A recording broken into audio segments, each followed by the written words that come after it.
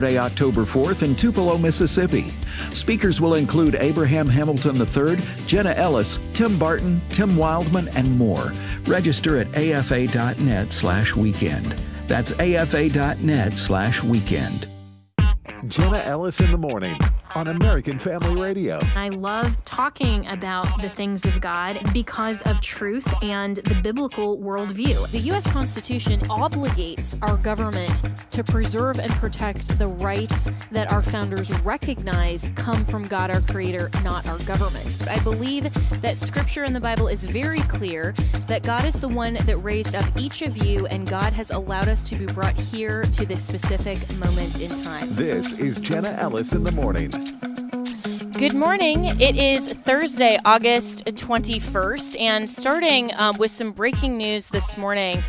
Dr. James Dobson, as many of our AFR family listeners are very familiar with, advocate and founder of the James Dobson Family Institute and Focus on the Family, has gone to be with the Lord at 89 years old. So he was one of the most influential Christian leaders of the last half century and a tireless advocate for the traditional family. He passed away on August 21st, 2025 at the age of 89. The press release goes on to say a psychologist, New York Times best-selling author, Radio Hall of Fame broadcaster, and advisor to 5 U.S. presidents, Dr. Dobson dedicated his life to strengthening marriages, guiding parents, and defending biblical values by championing the central role of family in America. And for those listeners who don't know, I have a personal connection with Dr. Dobson. I actually worked for him at the James Dobson Family Institute as his policy director prior to then working for President Trump. Got to know him personally and just had an incredible experience there. And seeing his love and passion for continuing in his ministry literally until the day that he died. And I respect that so much about ministers like him, like Pastor John MacArthur and others who understand that retirement in terms of ministry really isn't in the Bible. For the days that the Lord has us here on this earth, we have work to do for him, not necessarily just for ourselves and our own glory and our own purposes. We always have work to do for the Lord, and he was a wonderful embodiment of that. So be praying for his family and also for those at the James Dobson Family Institute. I know that they just absolutely loved him so much. So let's welcome in Steve Deace, a good friend of the show and radio host at The Blaze. And Steve, I know that you knew Dr. Dobson and his impact, so I want to get your thoughts, and then we'll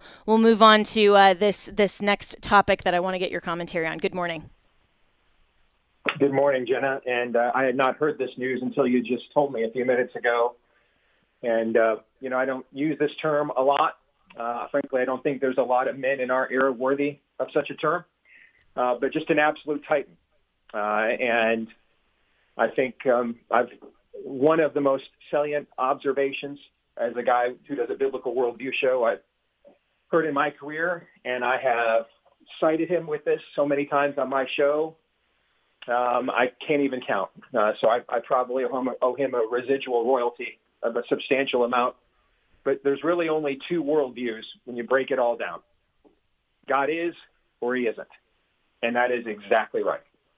And that's pretty much what every fight, every battle, every debate, not just we have, within the political culture rubric nexus that people like you and I discuss on forums like this every day, but really in our homes, in our marriages, in our families, in our churches, in our communities. Everything really boils down to those 2 worldview discussions. And within those discussions, I would say there's a lot of different isms within those discussions, right? Human beings are not formulas or algorithms. We're complicated vehicles of 2 trillion cells. We're the only, as far as we know, we're the only beings made in the image of God in this universe, which means we have a body, soul, mind, and spirit, right? So within those, working mechanisms, particularly when you throw sin into the mix, there's going to be a lot of different room, have to be a lot of room for nuance and complications. And thank God that mercy triumphs over judgment. But in the end, when you boil all those isms down, they fall into one of 2 camps. God is or he isn't. And that's essentially what Dr. Dobson made his ministry about. throughout his career. And for people that are younger and don't know, he had a very successful ministry as kind of the boomer era counter to Dr. Spock, with biblical insights on marriage and parenting.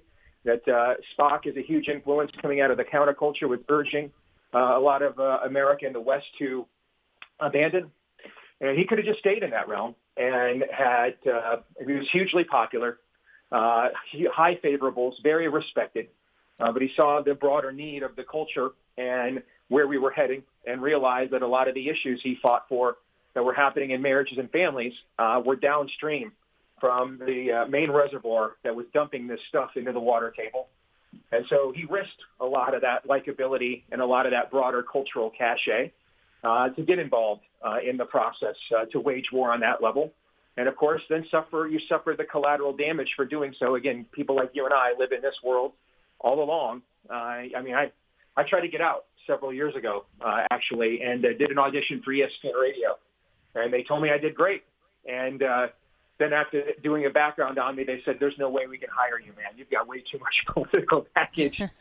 And that's essentially the choice that Dr. Dobson made. He knew that getting into this fight was going to cause a loss of some of his broader cachet and success, but he thought the country was worth it, the future was worth it, and that's a model and an example to set for others. And we're seeing now some great leaders pass away. And I think the question on the table is, has that generation done enough to set up the next generation to pick up from where they left off? Are they doing that? Because I agree, retirement in the kingdom of God, and hey, we're not talking to guys who spent 40 years breaking their back, roofing in 100-degree heat, all right? But in a broader sense, retirement in the kingdom of God is not this notion that we just, pop the clutch and settle down, is really not a biblical concept in the broader scope. But part of that, though, is, are we preparing the next generation? I think, what happened to him, and now's not the time to adjudicate that, but what happened to him at Focus I don't think was right. And I think the direction that ministry has taken since his departure speaks for itself. And that's a challenge that we have, is we all know the names of those of us that have been in this space for a while. We know the names of the previous and older generation and the main men who helped lead those fights. But who are the names of the men that are emerging to take their place? We don't know their names. And that is concerning. And it is one of the reasons why, frankly, you see a political movement like MAGA out ahead of the church in a lot of these confrontations with evil in our culture at the moment. We don't know who that's going to be yet.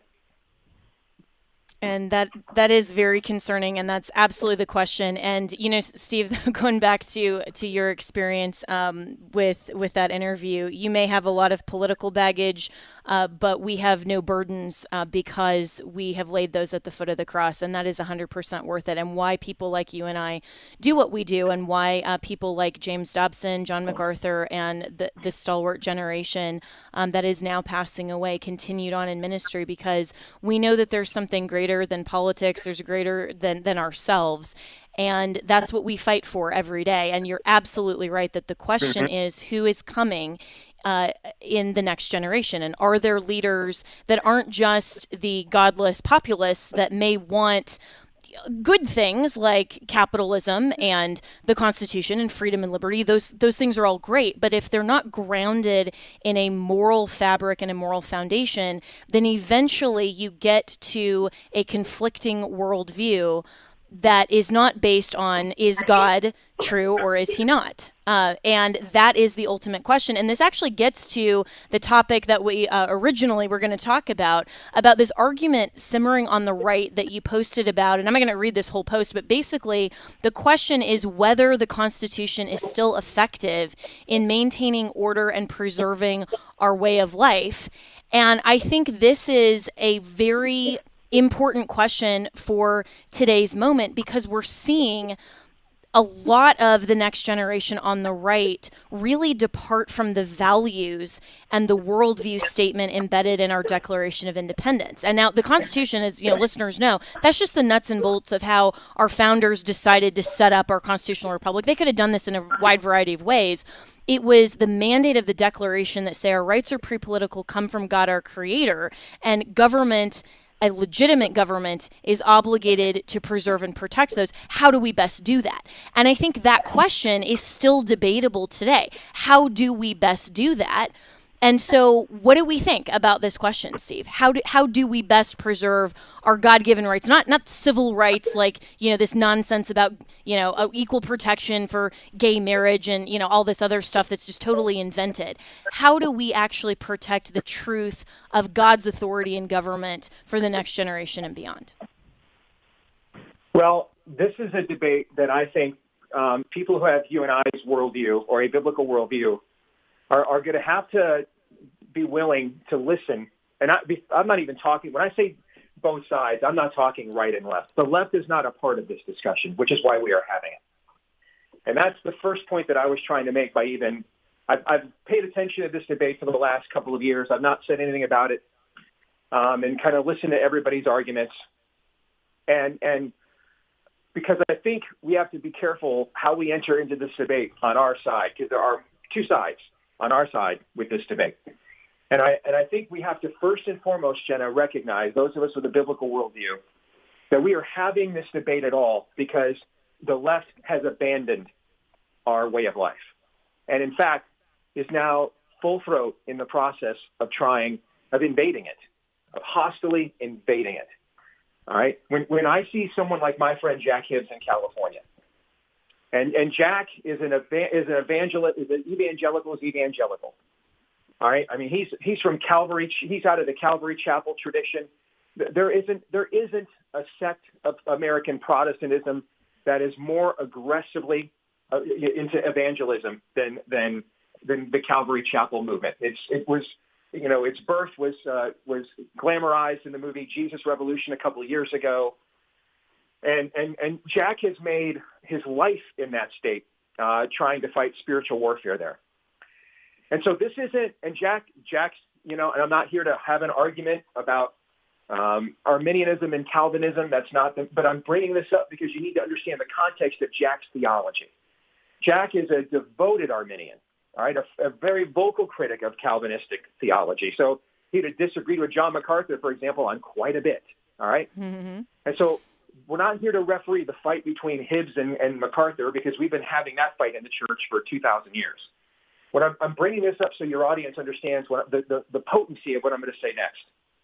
When that guy reaches a point where he warns his people and churchgoers and spirit-filled believers in California, we may be on the brink of all having to leave this state. That should tell you something, all right? Because his theological framework is to stay and fight, to engage, to get your hands dirty, to occupy till he comes. He's a committed dispensationalist. He's a committed pre-mill guy, all right? And so when he is at the point where what they're about to do in California is the Colorado legislation on steroids, when that's on Newsom's desk to be signed as we speak, and he's like, hey, we just maybe can't live here. I mean, this is abomination of desolation kind of stuff is what Jack is saying. All right, it's time to flee, to Petra here, okay? When we're there, right, then I think we need to understand that this debate is being offered on our side because the two previous sides, right and left, one of them has abandoned the relationship, has filed for divorce, is not going to reconcile, is not returning, and is not coming back, and instead is trying to force the court to take the kids with them, as well as the house, the property, and everything else. And so when that happens, when one spouse abandons the other and then turns into a hostile force against the other half of the family, there is going to be division in that half of the family about how best to proceed. And I think it is very important we understand why we are having this debate on the right. It is not because a bunch of red-pilled, Bronze-Age pervert, Nick Fuentes followers Goipers have gotten a foothold on X and somehow permeated via Twitter the entire right-wing water supply. Now, that phenomenon does exist, and it's disgusting, okay? But that's not what prompted this, all right?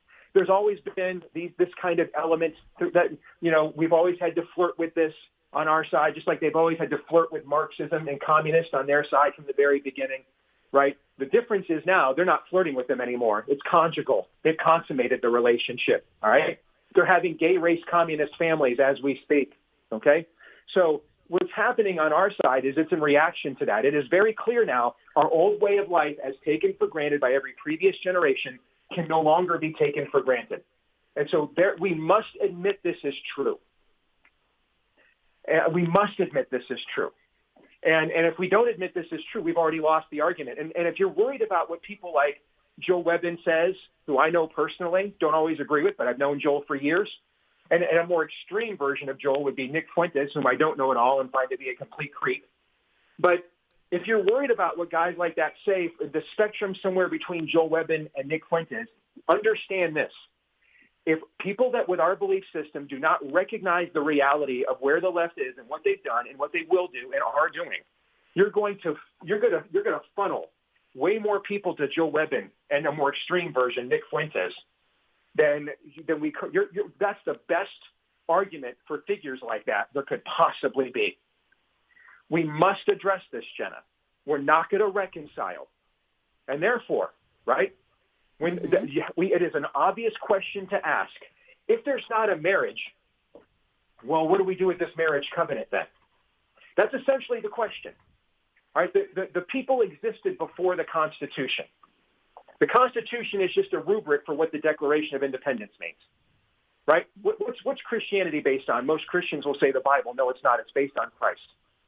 For if Christ be not raised, your preaching is in vain and you're all still dead in your sins. Now, in light of the fact he's been raised, the Word of God is placed into its full context and authority, right? And it's a clarification of the mission. What does that actually mean? How do we live this out? What kind of people ought we to be, as Peter asks in his epistles? That's kind of the relationship of our founding documents. The country's based on the Declaration of Independence, and it was ratified, 13 years before the Constitution was?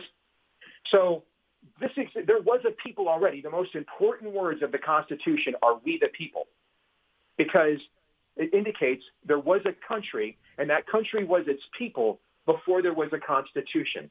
We learned painfully post 9/11, we are not simply a system of governance that you can download into a flash drive, take it over to the Middle East, put it through Google Translate into Arabic, plug it into one of their flash drives in Kabul and Baghdad, and just absolutely download our system of government and make them like us. We learned that that's not the case.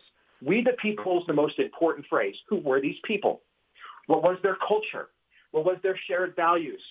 What brought them together? What codified that social compact among them that they then desired to go ahead and say, here's now how we're going to live. Here's the rules for how we're going to live together, right? We have to answer that question. And the argument, and I'm going to say this again, and Tim Wildman, forgive me. The argument Larry Arnn, great man, by the way, the argument he's having at Hillsdale about it becoming a Christian nation, with all due respect, and I said this all day on my show yesterday, that's an argument that it's either too early for or too late for. Larry is having a post-Enlightenment, post-Reformation, how do all these Christian sects now live together when they're killing each other and they're founding colonies in this new world and they're all vestiges of the church, and the Congregationalists in Connecticut are not letting the Baptists run for office, and everybody has to pay taxes to the denomination, and nobody likes the Catholics in Maryland, right? And we just got done, our ancestors killing each other on the battlefields of Europe. We aren't to that point, or it's too late for that conversation. Because what happened in Dearborn, Michigan, about an hour away from Hillsdale College last Sunday, is 40,000 Muslims just walked across Larry's front lawn there at Hillsdale College to go out there and call a call to prayer and Sharia law like it was downtown Mecca or Cairo, and it was a suburb of Detroit. All right? We don't have the luxury of that convert. We're in the world now where Charles Martel and the Pope get together and say, we might have to form an empire because the Muslims just took Vienna and they're a block away from Paris. That's where we are. We must know what time it is.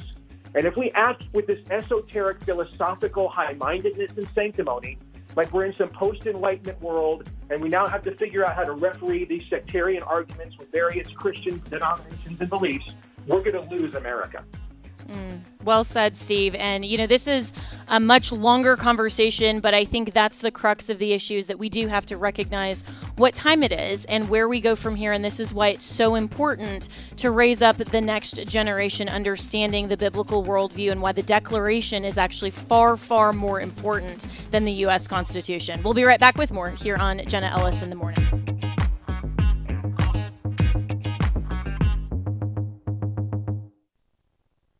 The following is not an actor, but a real-life story from Trinity Debt Management. Hi, my name's Neil. I have some advice for you if you've been trying to break free from credit card debt.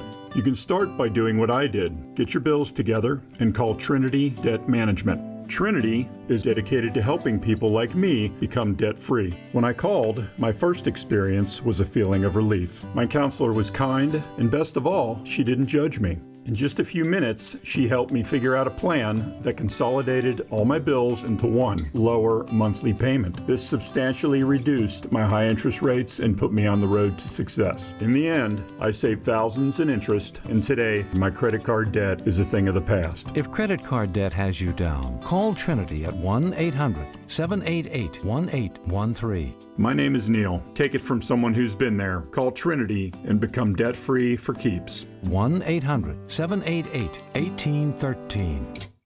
Hey, I'm Brant, and her name is Sherry. Hello. She's a friend of mine whom we were just praying for because of a surgery she just went through. Yes, and I am very happy about something you actually talk about all the time, which is Medishare. That is right. Yeah. So what was your experience like with Medishare and the healthcare bills? Honestly, Brant, seamless. And what a blessing that is when you're already nervous about a health issue, which I was. Yeah. Members shared my expenses. There were zero problems. And let me tell you, having people pray with you when you call in with your need, that is just... It is refreshing. Yes, that's what it is. What I keep telling people love Medishare, and they love saving tons of money, too. The typical family can save $500 a month. I am very thankful for Medishare. It is so different, and I mean different in a very, very good way. It is good different. Call now. They're easy to talk to, and you can get a price within 2 minutes. Call 833-44-BIBLE. That's 833-44-BIBLE, 833-44-BIBLE.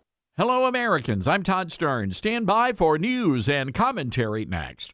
A great mystery has been solved at Yosemite National Park. Last May, someone hung a transgender flag on the face of El Capitan, the iconic rock formation in the national park. Now we know the identity of the culprit. It was park ranger Shannon Jocelyn. Now, Jocelyn admitted in a social media post she was responsible for hanging the flag from the rocks, says she wanted to celebrate her identity. Now comes word that the National Park Service has fired Ranger Jocelyn. They say she failed to demonstrate acceptable conduct. Now, the Park Service says she's not the only one. Other staffers could also be given the heave-ho. Jocelyn says she did nothing wrong, pointed out that she posted the flag during her time off. She says she wants her rights and her career back, and that's the problem with this whole transgender movement. Some people are just willing to walk right off the side of a cliff to defend their decisions, like lemmings. I'm Todd Stearns. Welcome back to Jenna Ellis in the Morning on American Family Radio. Welcome back. Well, Florida Governor Ron DeSantis is sending his Lieutenant Governor, Jay Collins, to California to pick up the fugitive, this trucker who is an illegal immigrant from India who killed 3 motorists after making an illegal U-turn on his big rig on Florida's Turnpike. And DeSantis is saying state lines won't protect criminal illegals and sends the Chuck Norris of Florida deputy to nab the fugitive trucker. So Lieutenant Governor Jay Collins joins me now from, I usually say the great state of, but I really have to say the terrible state of California. So I'm actually so sorry, Lieutenant Governor, that you have to be in California right now. But thank you so much for being there, for your service to Floridians, to help bring about justice in this case. So good morning. Tell us more about what's going on here. Yeah. Hey, good morning, Jenna. First off, thanks for having me on here. And, last time I traveled, it was actually over to the Middle East. So it's a small step up. It's a little bit different. So it could be worse. There's no one shooting at me today. No ballistic missiles. So big win. Best you can say about California. Yeah. Yeah, right. When you look at what the governor just said in that statement, it's incredible. I dream of a government that cares enough about its people to step up, step forward, to fly across the country and ensure that this thug, this criminal who took the lives of 3 innocent Floridians is brought home and will face the long arm of justice. He's going to get the book thrown at him, as Governor DeSantis said, and he's held accountable. It doesn't matter if you run to California, to Washington, to Oregon, wherever the case may be. Florida will stand by our people. We're going to make sure that accountability comes in the form of the court system, and he's held accountable. And ultimately, that's what leadership should do. Why is it important to have your leaders, your governor, your lieutenant governor, step up and fight for our citizens like this? Because leadership matters. Principles matter. Standing up and going forward, the act of saying, I will do all that I can to come back home, make sure that these people are held accountable, that he faces time in jail for what he did, for ending those innocent lives. That matters. That's why we have a responsibility to do this. And I'm so proud of the governor for allowing us to do this, for stepping forward and doing the right thing. Yeah, absolutely. And this is why leadership matters. Absolutely. And this is why Floridians, I think, just respect Governor DeSantis and you so much as our executive team, because it's not just about words, it's about actions. And so everything that is promised to Floridians is then acted upon. And we don't see that, unfortunately, in a lot of even Republican leadership throughout the country. There's a lot of grandiose promises, even over in the state of Texas, to hold, the derelict Democrats accountable. Is anything actually happening over there? I just had another state rep on yesterday talking about, well, no, not really. And nothing's going to happen. And so the difference, I think, between a state like Texas and a state like Florida is that you and Governor DeSantis are promising accountability and you're actually delivering. That's right. I mean, let's look at the case on this. 2018, he crosses the border illegally. We know that he doesn't seem to understand English. He doesn't understand road signs. He failed his test on the side of the road post-incident, fled back to California, and absolutely, the governor has been on top of this. I am standing with our state, standing with our people, and we're going to come forward. But in the end, that's exactly what our people need. They are tired of politicians who just run their mouth, say things, do nothing, and make the next promise after the next promise. Governor DeSantis uses this word all the time. I've used this since I was in the military, and it's deeds, not words. It is all about what you say, following through. Be a man of conviction, say what you mean what you say, and follow up with actions. And that does define Florida, most assuredly under the Governor DeSantis time frame here in our great state. And, we're not going to go back. We are not going to fall back to what other states do. We're going to keep pressing the gas pedal. Doesn't matter what they throw at us, how this game is played. We're going to step up. We're going to fight for our people, and we're going to continue to get this right. Yeah, and I really respect that. And I'm speaking with Lieutenant Governor Jay Collins out of the great state of Florida, who's there in California today to escort this truck driver back to Florida to face justice. And for Floridians, instead of just allowing him to be deported or saying, it's ICE's problem, no, it's Florida's justice first. And Governor DeSantis had some great words to say about you, sir, when he appointed you Lieutenant Governor, saying, you're the future of the state of Florida. What does this office mean to you and the future of Florida? Well, I have tried to provide value, and I've tried to make a difference in every single thing that I've done. Make a difference for the people around you. If you are given the opportunity to step up and lead more, well, then lead. We all have to follow. We all have to lead depending on how life aligns. What does it mean to me? It means that I have earned the trust of someone who I have the utmost respect for, someone who I have stood for and fought behind for the last multiple years I've been in office. And ultimately, what it really means more than anything is I have an opportunity to do something that matters, and that's leave things better than we got it. You've heard me talk about it for many years.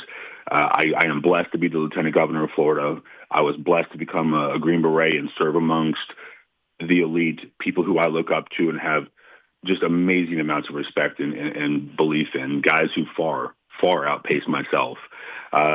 But more than anything, I am a husband and I'm a dad. And I want to make sure that these things that we love, these truths that we hold to be self-evident, that we protect and preserve those for our kids because, man, they deserve every single thing they have and so much more.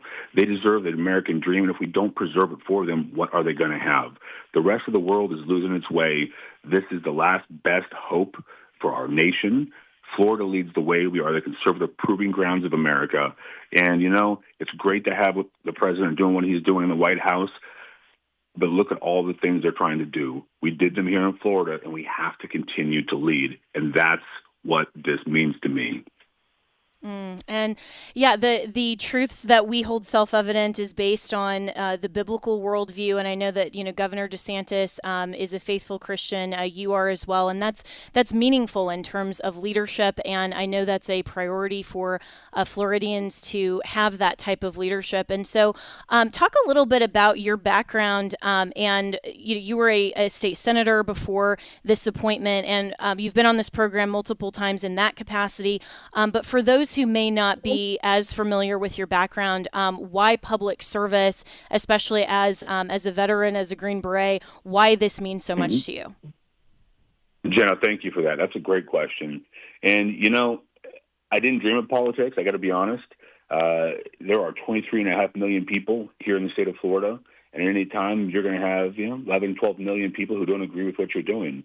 It's not about consensus. It's about doing what's right. When you look back to COVID, you look back to Afghanistan, you saw what happened across our nation. There was a bright spot right here in Florida where leadership stood. We realized what needed to be done, and we stood strong. We were bold, and we led across the country. Where would our nation be if we hadn't done these things? I look at what we did to our kids and muzzling them. I think the long-term deficits that we're going to be dealing with are just now coming to the surface, and it breaks my heart to see what we've done and what the response is going to be over time. I think back to Afghanistan, when we pulled out of Afghanistan and we broke our promise to people we had fought beside for 2 decades. I think about the families that paid the price, families that lost their loved ones, people who came home injured and broken, and leadership matters. I realized really quickly that if you want to fix the problem, we're going to have to get involved in politics. And though it wasn't my dream, let peace come in my children's time. Let war come in mine. Let me step forward and fight for what matters. Let me take care of these things that have to be done. So God willing, I do what I have to do, and my kids get to do what they want to do. And, that's what I hope. That's what I dream. That's what I pray for, that my kids have a better life than we do. And ultimately, that's why we do what we do. That's why this matters. To pass this on and take care of that next generation. And Lieutenant Governor Jay Collins, I think you just perfectly described the difference between a statesman like yourself and a politician. And this is why I have so much respect for you and Governor DeSantis as the leaders of Florida, because of that view. And, you're getting a lot of pushback, though. And I do want to ask you about this Florida Politics article that was just absolute nonsense, completely false. It's pushing this false claim that somehow you were talking to another state representative, agreeing, somehow responding, saying that Governor DeSantis has Asperger's, which even if true, wouldn't matter at all. He's clearly, a great governor, has a lot of wins, and I think that would just prove that, he's a great, able to focus and great governor. But it didn't even make grammatical sense in the context, and I think that this was just framed by Florida Politics to try to divide the leadership between you and Governor DeSantis, where I don't see any daylight between the two of you. So can you respond to this allegation over this text exchange? A friend of mine, someone who I really have a lot of faith in, once told me they're going to attack you, they're going to come after you, and if they're not attacking you, you might want to question what you're doing. If they're attacking you, it means you're over the target. That was Governor DeSantis. So, look, I'm okay with that. I don't mind what they do to me. The reason that they did this, I honestly think, is exactly what you said.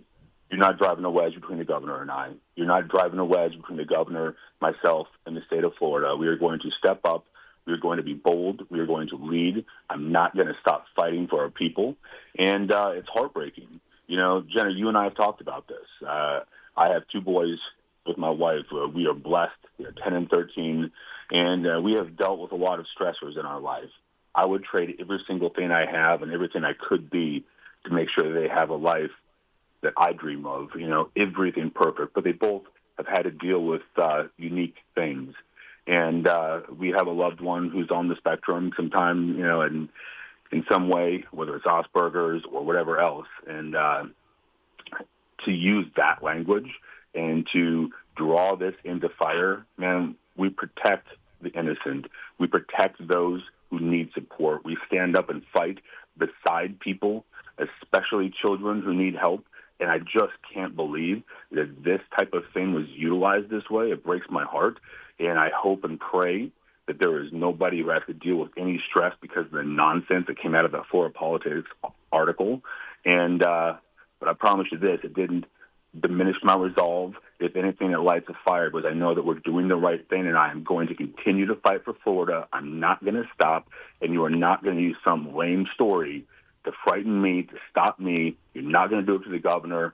So here we go. If that's the game we play, you've chosen the rules of engagement. We are where we are. Let's go. And if you look at this text thread, clearly you're responding, agreeing that Governor DeSantis, is an incredibly successful governor, and I think nobody could disagree with that. So Lieutenant Governor Jay Collins. So last question for you then: is there an announcement maybe then forthcoming of fighting for Florida? I'm not. What is this? 8 days now, I think, Jenna, that I've been blessed to be in this seat. It has been busy. I'm not going to lie. We have been bouncing around the state, doing anything and everything we can to take care of our people. And, man, it's incredible. I am so blessed to have this opportunity. I'm going to tell you what my focus is. It's maximizing my ability to do this job. I want to be the best lieutenant governor I can be. On the 21st, I'm working for the greatest governor in our state's history. I want to make sure that that's my primary focus. Ultimately, we'll deal with those next questions as these things come into view and it gets squared away a little bit more. But right now, task at hand is making sure we bring this thug home, to take care of accountability, to let people know that our governor and myself are going to lead on this issue. He will face a long arm of justice. I'm going to be the best lieutenant governor I can be, fight him beside the best governor in our state's history, and we're going to leave Florida better than we got it. That's what our focus has to be right now.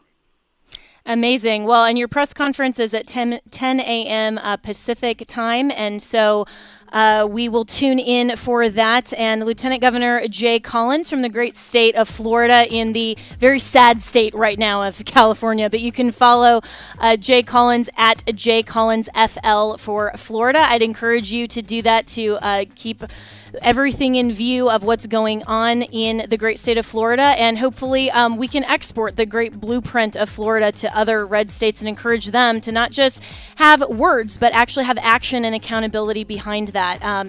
Listeners know that's exactly why I respect our leadership in Florida so much. So thank you so much, Lieutenant Governor, for dropping by and for the actions that you're taking. We'll be right back with more here on Jenna Ellis in the Morning.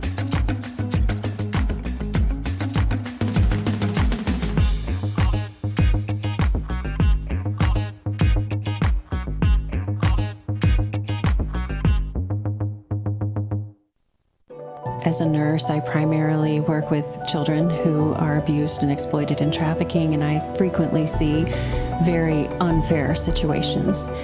We must talk about the issue of abuse. We can't base our actions on fear. We have to be faith-informed in what we do. The Dr. Nurse Mama Show. For more from Dr. Jessica Peck, tune in at 2 p.m. Central on American Family Radio or on the podcast page at afr.net. Life can be hard, but we have to keep our eyes focused on Jesus. I'm Christy Graham, host of On the Ground with Samaritan's Purse, and I want to encourage you in your walk with God. Listen each week as we go behind the scenes of our work around the world. You'll be challenged and encouraged in your own faith as you hear how God is actively changing lives. Join us for On the Ground with Samaritan's Purse, Sundays at 8:30 a.m. Central, right here on American Family Radio. Each one must give as he has decided in his heart, not reluctantly or under compulsion. My name is Abraham Hamilton III, and this is the Hamilton Minute. Merriam-Webster's dictionary defines socialism as an economic system in which the means of production are owned and controlled by the state. The distribution of goods are controlled by the state. It is a system where there is no private property.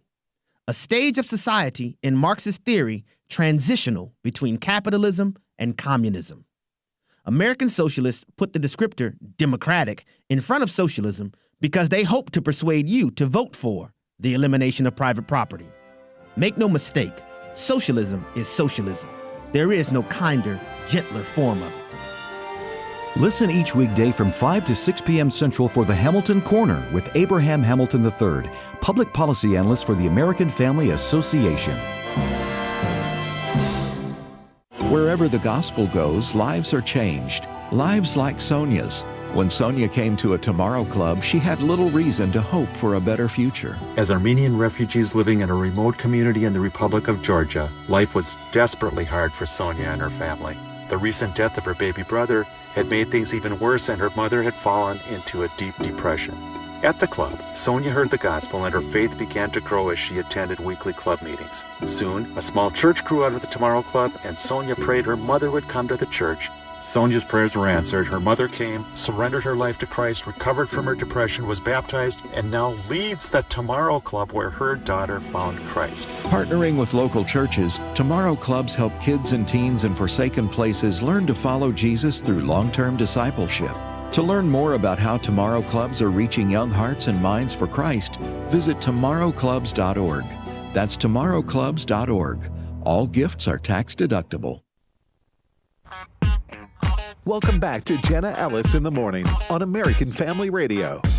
Welcome back. So in the midst of all of the lawfare that many of us, obviously myself, have personal experience with, we are asking the question of how to beat the left in court. Well, that's actually the subtitle of a great new book, The Last Line of Defense, How to Beat the Left in Court, by Senator Eric Schmitt, who is the former Attorney General of the great state of Missouri, and he joins me now. And Senator Schmitt, I'm so excited to read this book because I think that is a really important question that we have to ask and answer, but especially from someone like you who really, as Attorney General, I mean, you were at the forefront of a lot of these cases that then Andrew Bailey, who was your successor, built upon, but you did this in such a way that was exemplary, I think, in navigating the court process. So tell us more about your book, and good morning. Good morning. Good to hear you again. Yeah, that's why you wrote The Last Line of Defense, How to Beat the Left in Court. Everybody can get it on Amazon right now. It launched this week. But it's not just a history, but a playbook. It's concrete and actionable. I think left-wing lawfare is one of the most important stories of the second Trump administration, and this is how we beat them. And it really draws on experience. So if you think back, if you take the kind of DeLorean back in time just a few years, which I know some of this stuff, there's a tendency to want to forget about it because we had the lockdowns and we had compulsory COVID shots and open borders and struggle sessions and ESG requirements and a censorship regime. Well, those were the things that we stood up and we fought back against. So Missouri led the charge on the COVID vaccine mandate case, took it to the Supreme Court, and we won.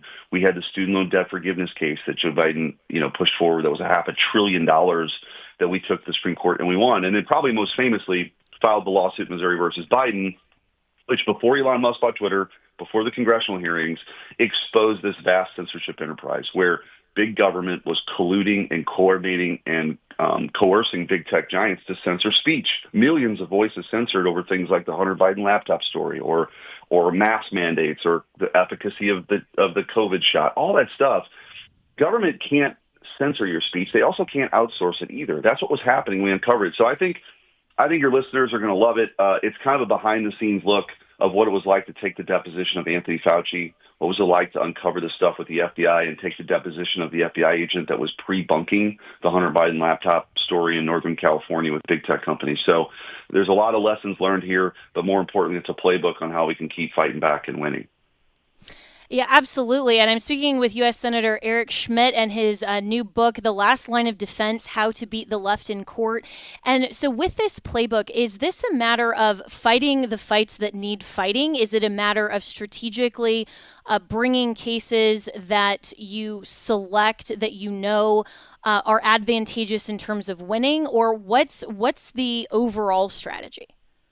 I think there's a couple of takeaways. One is understanding the landscape is really key. And I will tell you, when I became Attorney General of Missouri, my focus was fighting violent crime, doing a lot of those things. And we did those things. We started a cold case unit. We were clearing sexual assault kits that had been, gathering dust on shelves, and we, doing all those sorts of things. When Biden came in, though, the mission changed dramatically because it was the most aggressively radical liberal administration in American history. I mean, we all know he was out to lunch, and you got these leftists who were, kind of running the White House.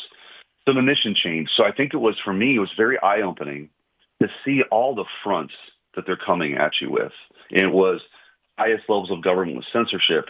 It's an apparatus that they had created where you have, how does a superintendent in Springfield, Missouri get so devoted to critical race theory in that school district, right? Well, it's part of this network. And so, just another story from The Last Line of Defense, How to Beat the Left in Court, people can get right now, is the training that takes place all across this country with teachers and staff and administrators to divide the room by race. Who's the oppressor? Who's the oppressed? And this is part of the training material. So one of the stories here is a parent was like, hey, there's something kind of goofy going on in my school. They wouldn't give them the documents. They wouldn't give them the training materials. And so a state representative gets involved. They said, okay, yeah, we'll give it to you. It's going to cost you $120,000. Well, so then we got involved. And what we found was this stuff was radical. I mean, it's obviously a lot of the trans ideology that was being infused in our kids' education, but it was also the thing called the oppression matrix. And in another school district, kids were being forced to do a privilege walk. I mean, crazy stuff that really understanding landscape, step one. Number two, and I think this is probably the most important message, and I think President Trump, one of his great gifts to the party is have the courage to fight back. So when we were suing 50 school districts in Missouri for their mask mandates on the peak day of Omicron, right? That kitchen was kind of hot, and you had these reporters interviewing you in their car with masks on because they weren't allowed in the studio because of COVID, right? So they're saying, why are you trying to kill the kids? This is their line of questioning. It's like, there's no evidence for this. Kids are being injured by being forced to wear masks all day long. There's psychological impact. They're making these rules up because adults should know better, but they're not, for whatever reason, they're not doing what they should do. They're quote unquote following the science. No one can question it. So anyway, I think part of this is understanding what we're up against and the courage to fight back. And the good news is I think if we do that, we can fight and we win. And we're seeing right now in Trump too, my former Solicitor General, John Sowers, the Solicitor General of the United States, they're doing a great job, their legal team, of pushing back against the leftists' lawfare of trying to thwart the will of the people. And we're winning. So I think the tide is turning, but this story is really about those dark days and what did we do to fight back? And I'm speaking with Senator Eric Schmitt. His new book is The Last Line of Defense, How to Beat the Left in Court. You can get that on Amazon now or wherever books are sold. And it's the #1 bestseller on Amazon in the United States Judicial Branch. So congratulations for that.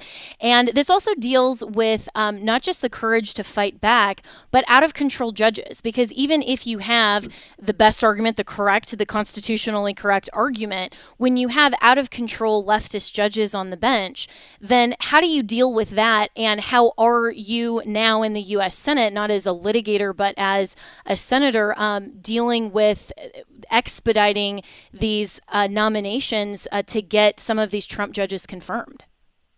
Yeah, I mean, actually the first 4 district court judges that President Trump put forward all worked in the Attorney General's office with me when I was AG. So we're getting the first 4 out of the gate are good judges that see the law as it is, not how they want it to be. So we're trying to Missouri's doing its part, but we need to get more rule of law judges on the bench. I think that's all coming, and we're going to try to expedite that moving forward. But I guess the good news, here's the good news, and you would appreciate this. When I was in law school in the late 90s, you still had this kind of living constitution nonsense that people talked about. You had a left-leaning court that would basically try to just get to a result, you know, and the law didn't matter. Originalism was still kind of a, you know, thing that nobody really talked about. Scalia and Thomas really forced their way into the zeitgeist of what we all kind of accept to be true now. And because of that, and what President Trump did with the 3 nominees, we have a relatively conservative Supreme Court. And I don't mean like they share every political view that I have, but they believe the Constitution is fixed. They believe that the laws are what they are. They don't get to change them because they want some different result. That provides a huge opportunity for us to establish really important precedent. And I think these random district court judges like a Boasberg, who's, you know, somehow got all these cases in the middle of the night, even though he wasn't the emergency docket judge in D.C., you know, despite some of those cases, what President Trump now is successful on, and I think this is part of the playbook, is he's winning on his decisions on personnel and programming, like take the USAID stuff, cutting out all that nonsense. He's winning as those cases make their way up to the appellate courts and Supreme Court. On nationwide injunctions, the Supreme Court stepped in and said, yeah, you can't do that anymore. It's ridiculous. It's being abused. It's supposed to be at the parties in front of you at the district court level. And on deportations, there was just a decision yesterday by an appellate court on temporary protected status. All the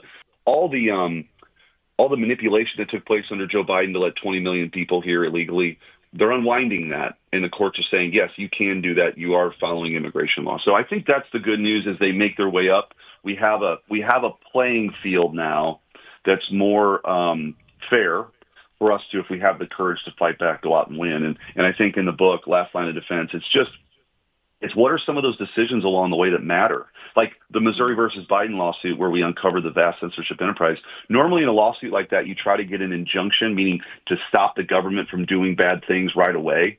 Well, we knew it was people were calling it conspiracy theory. It was so high profile. We sought discovery first before we sought the injunction. And then that was a key decision because all the stuff came out, the emails, the text messages. We were able to take Fauci's deposition. We took Elvis Chan's deposition and really unveiled that case to the American people, which I think has kind of helped revitalize free speech in our country too. Yeah, well said. And, you know, to your point about how law school teaches this kind of notion of a fluid constitution as opposed to originalism, I was talking earlier in the program about this question that's kind of simmering on the right about whether or not the Constitution is still effective in maintaining order and preserving our way of life. It seems like the left has totally abandoned that, and they're willing to break all of the rules, and the right is still for law and order and the principles laid out in our Declaration. But it's very difficult when you have one side that's literally just willing to have total double standards, no rules at all. What's your view on the Constitution as a whole and how we fit this into the overall framework of how to beat the left in court? I think it's a symptom of two things. One, we don't teach civics anymore. And two, the Democrats have been captured by the left and effectively neo-Marxists, right? I mean, you know, basically DEI is sort of cultural Marxism, right? It's pitting one group against another and there's no rules, right? It's just about the result. But I do think the reason why civics are so important, I think, in understanding is that the founders understood the excesses of government all around them. Historically, they had just, you know, they were rebelling against an authoritarian government, a king that was suppressing speech and trying to take their guns away, right? So what they did was they created a system in the Constitution that spread out power, separation of powers, federalism, and all of that was meant to guard and protect individual liberty. That was the whole point. So they, so that you could live your life and pursue happiness, they create all these protections. And so sometimes it gets frustrating with government. Why doesn't it do this? Why doesn't it do that? It's supposed to be hard to do things. And you want to spread out that power. And you have each branch kind of jealously guarding their power and kind of fighting with one another along the way, because then that's a way to protect individual liberty. Well, if you don't actually believe in the goal, if you're just a collectivist, like that's a barrier to you getting your way. And I think that's right. I mean, New York Times just had an editorial, right, about how you should abolish the Senate, upend the Constitution. If the Democrats ever have what we have, which is a Senate, House, and a White House, they will end the filibuster. They will pack the court. They will add D.C. and Puerto Rico to the Union. This is what they're campaigning on. So we should take them at their word. And so if you want to understand why, you know, maybe reading The Last Line of Defense is important to understand that landscape. If you want to understand why it's important to be engaged, if you want to understand why elections matter, that's it. Because if we lose, we're not just losing on like some, you know, tax issue, right? We're losing on the big stuff. Absolutely. Well, thank you so much for fighting, Senator Eric Schmitt, and for writing this book, The Last Line of Defense, How to Beat the Left in Court. Go get it today. I'm really excited to read it. Follow Eric Schmitt at Eric_Schmitt. And thank you so much. Our AFR family is praying for you and others in Washington. So thank you so much. And as always, you can reach me and my team, Jenna, at AFR.net.